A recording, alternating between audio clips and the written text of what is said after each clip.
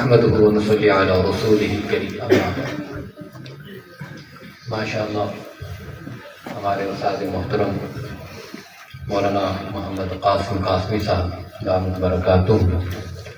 تفسیر سے انہوں نے ماشاء اللہ بات کر لی ہے، تو میرا بات کرنا بنتا نہیں ہے، لیکن چونکہ بلا لیا گیا ہے اس لیے 2-4 باتیں صرف میں عرض کروں گا. میں مسابقہ کے حوالے سے بات کروں گا. ہمارے جن بچوں نے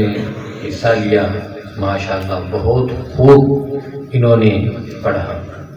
قرآن بھی اچھا پڑھا، نعتیں بھی اچھی سنائی اور اذانیں بھی اچھی انہوں نے سنائی، لیکن کچھ کمی تھی. اس کمی کی طرف میں متوجہ کرنا چاہتا ہوں تاکہ آئندہ جو ہمارا مسابقہ ہو اس میں ہمارے قرآن حضرات جو ہیں وہ اپنے بچوں کو اس اعتبار سے محنت کریں تاکہ جو ہے بچے زیادہ سے زیادہ جو اس پوزیشن پر ہیں اس سے اچھی پوزیشن پر آ جائیں. اذان کے حوالے سے کلمات کے اندر جو ہے کچھ بچوں نے غلطی کی. ایک تو اذان کے اندر جو حی علی الصلاۃ، تو یہ حی اس کو بہت زیادہ لمبا کر دیتے تھے، یہ درست نہیں، اس کی اصلاح ہونی چاہیے. اسی طرح اقامت کے اندر جو کلمات کہے جاتے ہیں ان میں تھوڑی سی تیزی ہوتی ہے بنسبت اذان کے، تو ان میں 2 کلمات ایک سانس میں کہے جاتے ہیں، جیسے اللہ اکبر اللہ اکبر اللہ اکبر اللہ اکبر، تو اذان کے اندر اس طرح کہے جاتے ہیں. اور اقامت کے اندر ان 4 کلمات کو ایک ہی سانس میں کہنا ہوتا ہے، اللہ اکبر اللہ اکبر اللہ اکبر اللہ اکبر. اسی طرح جو اشہد ان لا الہ الا اللہ، ان دونوں کو ایک ہی سانس میں کہنا ہوتا ہے. اور اسی طرح اشہد ان محمد رسول اللہ، اس کو بھی، اور حی علی الصلاۃ جو ہوتے ہیں ان کو بھی جو ہے ایک ہی سانس میں کہنا ہے.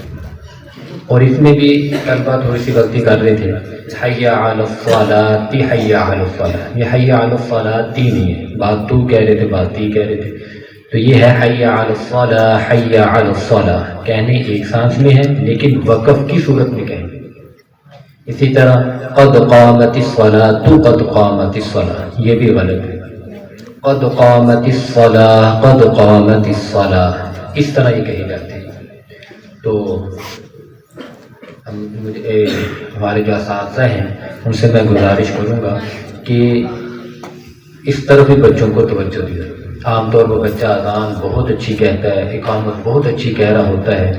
اور صف کے اندر علماء بھی ہوتے ہیں، قراء حضرات بھی ہوتے ہیں، لیکن ادھر آ کر جب غلطی کرتے ہیں تو کہتے ہیں کہ یار اتنا بڑا مدرسہ ہے اور بچے نے اتنی بڑی غلطی کرنے سے بتایا نہیں، اسے سکھایا نہیں گیا.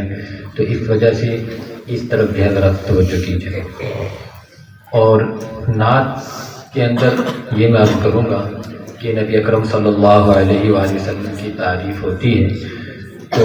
جتنی زیادہ ہو سکے کرنی چاہیے، لیکن اس میں اس بات کا خاص طور پر خیال رکھا جائے کہ نعت کا جو لہجہ ہے، جو سر ہے،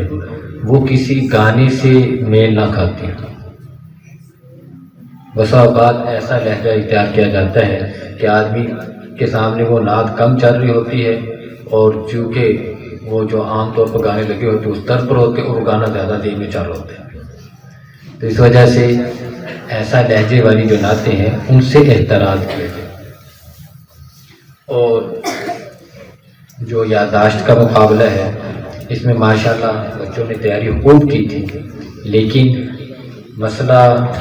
میں تو یہی سمجھوں گا کہ ہماری طرف سے ہوا، کیونکہ انتظامیہ میں تو ہم ہی تھے کہ ہم نے بچوں کو سپیکر نہیں دیا کہ جس پر وہ بیٹھ کر اپنی تیاری کر سکے. استاد کے سامنے بیٹھ کر، کلاس کے سامنے بیٹھ کر بچہ جو ہے پورا کانفیڈنس سے جو ہے وہ پڑھ رہا ہوتا ہے، پورے اعتماد سے پڑھ رہا ہوتا ہے، لیکن جب وہ سپیکر پر آتا ہے تو اس کی آواز اور گونج جب اس کے کانوں میں پڑتی ہے تو وہ اپنا اعتماد جو ہے وہ کھو بیٹھتا ہے، جس کی وجہ سے اب وہ جو پڑھنا چاہ رہا ہوتا ہے ذہن میں ہوتا ہے لیکن زبان ادا نہیں کر پاتی. جو لہجہ اس نے بنایا ہوتا ہے وہ لہجہ اس طرح پڑھ نہیں سکتا. وجہ کیا تھی کہ کلاس میں تو نہ اسپیکر تھا، نہ مائک تھا، نہ کوئی گونج تھی،